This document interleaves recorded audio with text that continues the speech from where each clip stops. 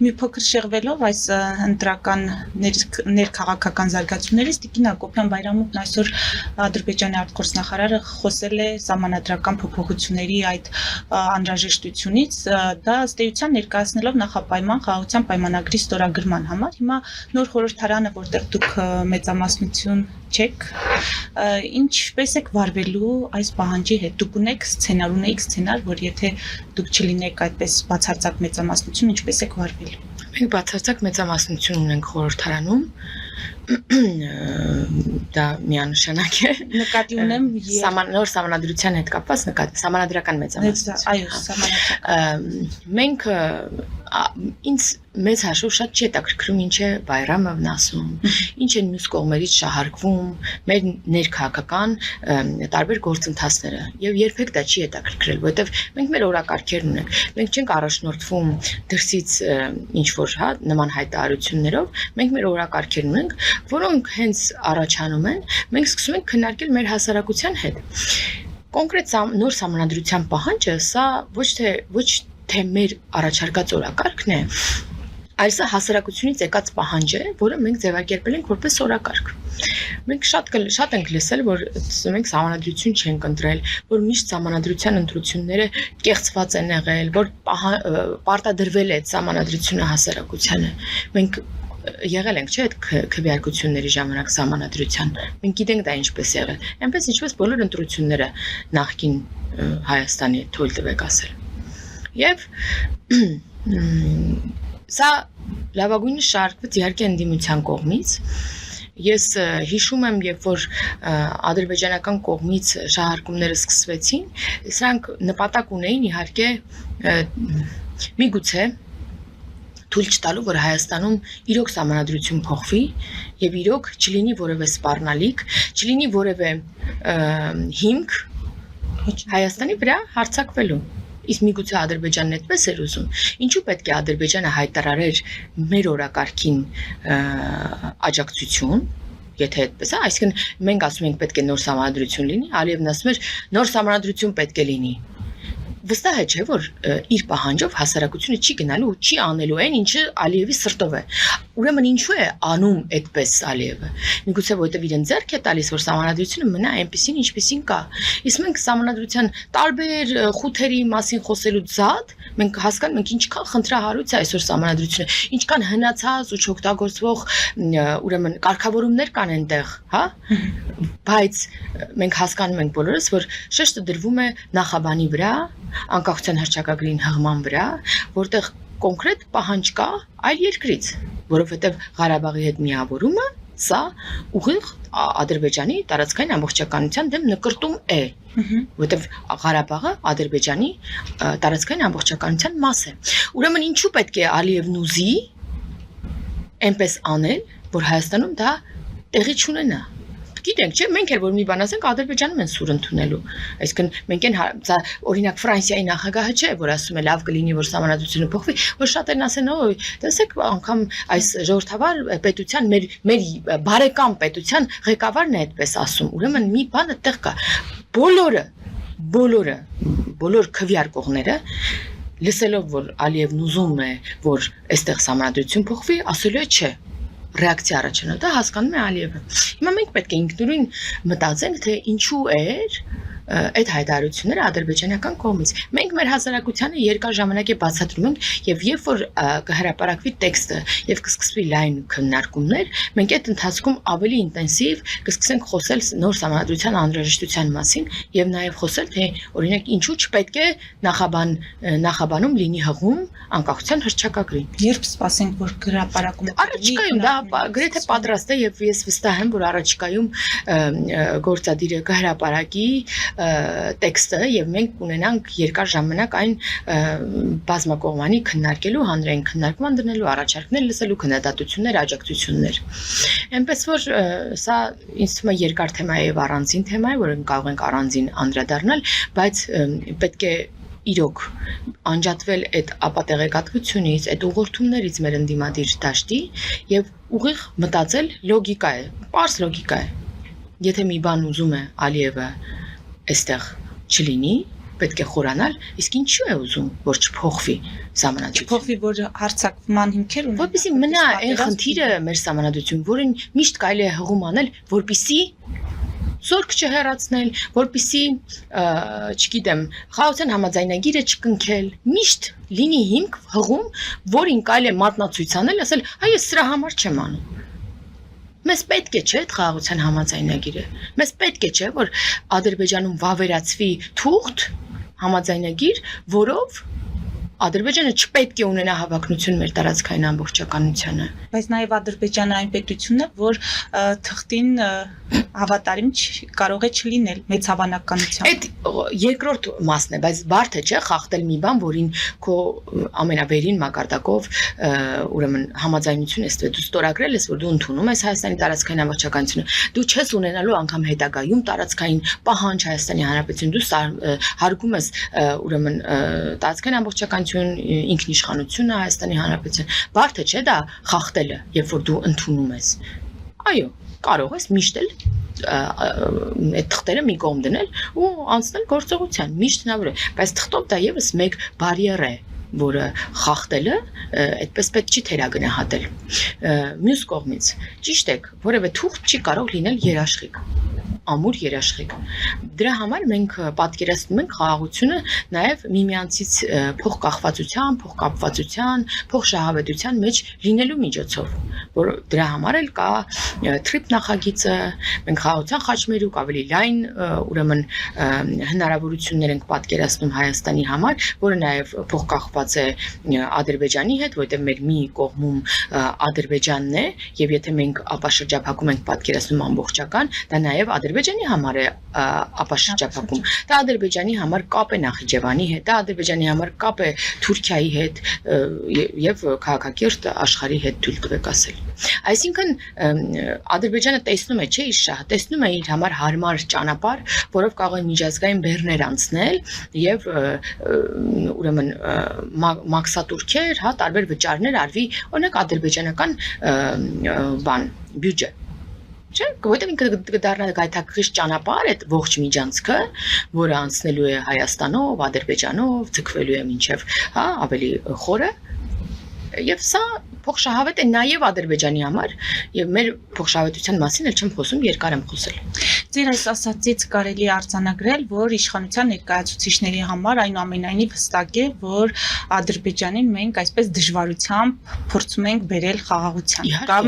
ժողովրդական լեզվով զորով ենք բերում խաղաղության, որովհետև մենք ենք չեն կողմը, որ ուզում է խաղաղություն։ Հիմա մեր եւ Վրաստանի միջև պետք չի որևէ համաձայնագիր, որովհետեւ մենք խաղաղ լինենք, որովհետեւ մենք խաղաղ ենք, երկուստեք այդ համաձայնությունը կա։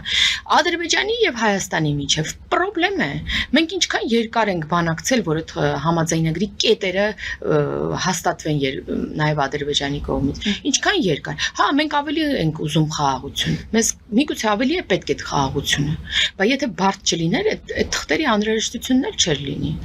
Հա, մենք ավելի շատ ենք ուզում։ Մենք ամեն ինչ անելու ենք եւ անում ենք եւ արել ենք,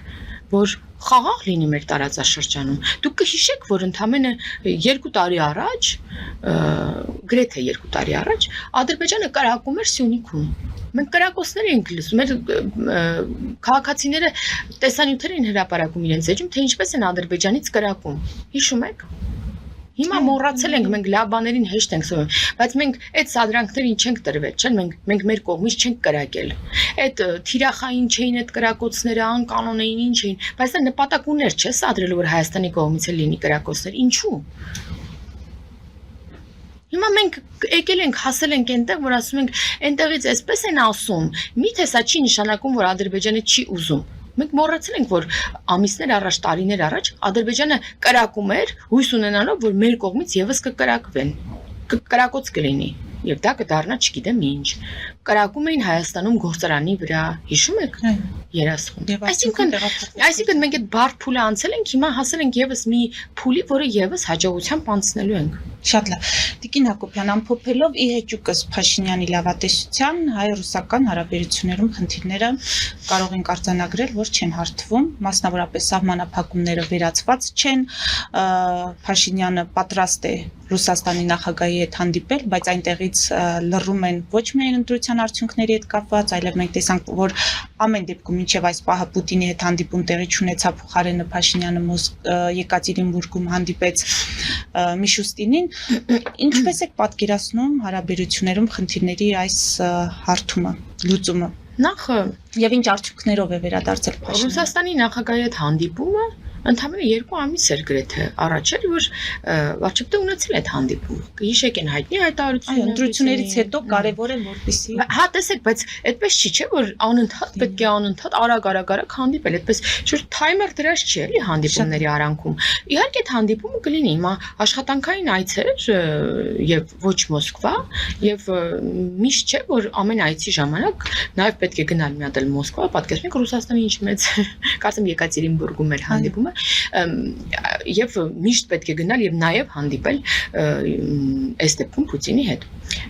Ուզում եմ ասել, որ այդ հանդիպումները իհարկե կլինեն եւ ոչ մեկ եւ եղել են ընդհանրապես ասում 2 ամիս գրեթե առաջ է եղել, նախընտրական շրջանից անմիջապես առաջ էր որ հանդիպում եղավ, իսկ կարգավորումը այցը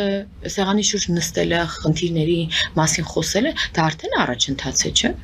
Առաջընթաց է։ Մենք գնացել ենք վարչապետը լայն կազմով եւ խոսել են այն խնդիրներից, որոնք առաջացած են այսօր մեր տնտեսվարողների մոտ։ Այո, որոշակի պայմանավորվածություններ են ձեռք բերվել, հայտարարություններ են եղել նաև Ռուսաստանի ներկայացուցչի կողմից, որ խնդիրները լուծելու ճանապարհով են գնում։ Ես չգիտեմ սա որտեղ է ցույց տալիս, որ դեպի վատն են գնում մեր հարաբերությունները պատմական ամենավատ փուլում են եղել։ Փուլում են եղել, երբ որ մեզ հետ պատերազմական իրավիճակում գտնվող երկրի հետ ռազմավարական գործընկերության փաստաթուղթ է ստորագրվել մեր ռազմավարական գործընկերոջ կողմից, այսինքն Ռուսաստանն ու Ադրբեջանը ստորագրել են շատ կարևոր համագործակցության փաստաթղթեր, որով նաև կաշկանդված էին աջակցել Հայաստանին, երբ որ Հայաստանը ենթարկվեր Ադրբեջանի կողմից հարձակման։ Ի հեճուկս այն փաստաթղթերի, որ ունենք թե երկկողմ Ռուսաստանի Դաշնության հետ, թե բազմակողմ ՀԱՊԿ շրջանակում։ Այ դրա համար էլ, երբ որ հարձակում եղավ Հայաստանի Հանրապետության սուվերեն տարածքի վրա, եթե Ղարաբաղի դեպքում ունեին արդարացում, հա, որ Ղարաբաղը Հայաստանի մաս չէ եւ այնտեղ հարձակման դեպքում մենք չենք կարող ոչինչ անել, ապա Հայաստանի Հանրապետության դեպքում դա պայմանագրային պարտավորություն է Ռուսաստանի Դաշնության կողմից։ Մենք այս պատմական վատ իրավիճակում ենք եղել, ամենավատ, երբ որ հարձակվում էին եւ Ռուսաստանը լռում էր, երբ որ ՀԱՊԿ-ն լռում էր, ասում են դե լավ դելիմիտացված չէ սահմանը, մենք չգիտենք դա Հայաստանն է, թե ջերմուկի մասին էին խոսում։ Այնտեղ որտեղ միգուցե շատ ռուս նաեւ պաշտոնյաներ եկել են որպես Հայաստանի Հանրապետություն եւ որևէ այցի շրջանակներում բազմաթիվ անգամներ։ Երբ որ ամբողջ աշխարհը գոռում էր կանգ առնելու մասին Ադրբեջանին, մեր գործընկերը ռազմավարական գործընկերը, որը նաև պարտավորություն ունի պաշտպանելու Հայաստանի Հանրապետությունը, ինչպես սեփական տարածքը, պայմանագրերով, ոչինչ չարեց, մինչև այսօր։ Մենք այս փուլից հասել ենք այն փուլի, որ մենք խնդիրները լուծում ենք սեղանի շուրջ, մենք այսօր մի որպես ռազմավարական գործընկեր, մի միջազգային կարևոր գործընկեր, նաև առաջարկներ ենք ստանում Ռուսաստանի Դաշնության կողմից, օրինակ ատոմակայանի կառուցման հետ կապված։ Այսօր շուկան նաև ռուսական մեր եւս մեկ ուղղությունն է, որտեղ տեսնում եք, որ Եվրամիությունը բացեց իր շուկան Հայաստանի Հանրապետության գյուղմթերքների համար եւ ոչ միայն այսօր Հայաստանի, չգիտեմ, գյուղմթերքը մոտ 15 երկիր է կարողանում արտահանվել։ Ծաղիկը 25 երկիր է մոտավորապես կարողանում արտահանվել այսօր։ Դուք հասկանում եք, թե ինչ ծավալի մասին է խոսվում։ Այն դեպքում, երբ որ միակ ճանապարհը Հայաստանի համար դեպի Ռուսաստան էր, դեպի ԵԱՏՄ էր եւ վերջ։ Եվ ԵԱՏՄ ասածն էլ շատ հարաբերական էր, այնպես չէ որ ողջ ԵԱՏՄ երկրները գնում էին։ Հիմա մենք առանձին նաեւ ԵԱՏՄ առանձին պետությունների հետ եւս հարաբերություններ ենք զարգացնում, որպեսզի ամբողջությամբ օգտագործվի պոտենցիալը երկու երկրների միջև։ Հիմա այդ տրանսֆորմացիոն փուլը դեռ ընթացքի մեջ է։ Ես չեմ կարող ասել, որ հիմա շատ լավ է մեր հարաբերությունները, բայց ավելի լավ է, քան նախկինում էր։ Իսկ ընտրությունների արդյունքների մասով լռությունը, ասում էին, սահմանադրական դատարանի որոշմանն ենք սպասելու։ Սահմանադրական դատարանի կոնկրետ չէին ասում էին դեռ ընթացակարգային այդպես փուլում է եւ վերջնականի դեպքում նոր մենք դիրքորոշում կհայտնենք, բայց գիտեք որ նաեւ իրենց դիտորդները տվել են եզրակացություն, շատ լավ եզրակացություն ընտրությունների մասին եւ նաեւ ֆորմալ դեռևս վարչապետը նոր վարչապետը նշանակված չէ եւ դա կլինի օգոստոսին սկզբին երբ որ խորհրդարանը նոր խորհրդարանը կգումարի իր առաջի նիստը եւ ընթացակարգով նախագահը նաեւ կստորագրի վարչապետի նշանակումը այսինքն դեռևս վերջնական, եթե սպասում են վերջնական ընտրությանը վարչապետի, վերջնական ընտրությունը դեռևս առաջիկայում է լինելու, իսկ առհասարակ շատ երկրներ, բայց վերաբերմունք ակնհայտ կապված է խնդիրների հետ։ Այո, շատ երկրներ, սա դիվանագիտական ժեստ է քաղաքավարական, եւ շատ երկրներ դա անում են ընտրությունից անմիջապես հետո, երբ որ հայտարարվում է, երբ որ դեռ անգամ վերջնական արդյունքները չկան, շատ երկրներ դուք տեսաք, որ սկսեցին շնորհավորել։ Շատ երկրներ ավանդաբար սպասում են ֆորմալ ընտրությանը եւ երբ որ լինի ֆորմալ ընտրությունը նոր շնորհավորեն։ Իհարկե Ռուսաստանի Դաշնությունը մշտապես շնորհավորել է արդյունքները